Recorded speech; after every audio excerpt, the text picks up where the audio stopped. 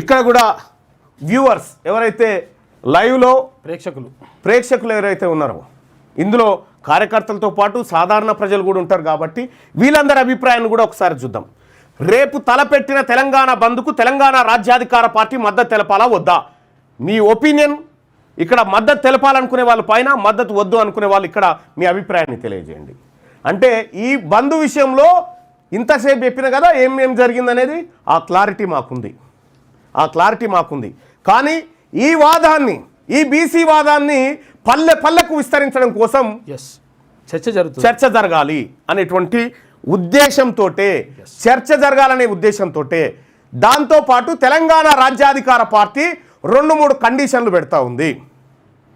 ఈ బంద్లో 18 తారీఖు అంటే రేపు బంద్ కదా, మరి మల్లన్న ఇట్లా కుట్రదారుడు ఎవడంటే రేపు జూబ్లీ హిల్స్ నియోజకవర్గంలో ఎవడైతే ఆయన పార్టీ పట్టుకొని ప్రచారం చేస్తాడో వాడే ద్రోహి. రేపు జూబ్లీ హిల్స్ నియోజకవర్గంలో ఎన్నికల ప్రచారాన్ని బంద్ పెట్టాలి. ఎవడైతే జెండాలు పట్టుకొని తిరుగుతాడో వాడే బీసీల ద్రోహిగా మనం గుర్తుపట్టాలి. కాంగ్రెస్ పార్టీ మహేష్ కుమార్ గౌడ్ గారు బంద్కు మద్దతు ఇచ్చారు కదా, రామచంద్రరావు గారు మీరు ఇచ్చారు కదా, ఆ తర్వాత బీఆర్ఎస్ నాయకులు మీరు ఇచ్చారు కదా. రేపు అసెంబ్లీ నియోజకవర్గమైనటువంటి జూబ్లీ హిల్స్లో మీరు ఎన్నికల ప్రచారాన్ని బంద్ పెట్టండి. మీరు బంద్ పెట్టండి ప్రజలారా. రేపు ఎవడో అక్కడ ప్రచారం చేస్తాడో వాళ్ళ కుట్ర బయటపడుతుంది, మీరు చూడండి.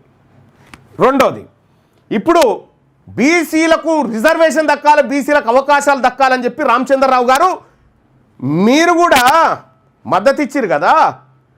ఇటు బీఆర్ఎస్ నాయకులు కేటీ రామారావు గారు మీరు కూడా మద్దతు ఇచ్చారు కదా. సరే, కాంగ్రెస్ పార్టీ అంటే బీసీ అభ్యర్థిని పెట్టింది. ఇప్పుడు మీ పార్టీల నుంచి ఉన్నటువంటి అభ్యర్థులు ఎవరైతే ఉన్నారో, ఒక ఆయన రెడ్డి ఆయనకు, ఒక ఆయన ఖమ్మామకి ఇచ్చింది. మీరు ఫస్ట్ బీసీ అభ్యర్థులను పెట్టురు, అభ్యర్థులను మార్చురి, మీ చిత్తశుద్ధి బయటపడుతుంది. ఇప్పుడు బీసీ అభ్యర్థులను దించురు రంగంలోకి, మీ చిత్తశుద్ధి బయటపడుతుంది. ఇప్పుడు దించురి. మెజార్టీ ఓట్లు ఎన్ని ఉన్నాయి అక్కడ, ఎవరి ఉన్నాయి? 4 లక్షల ఓట్లు. మీ చిత్తశుద్ధి బయటపడుతుంది, దియండి ఫస్ట్. తెలంగాణ రాజ్యాధికార పార్టీ నీ ఒపీనియన్ చెప్పన్నా.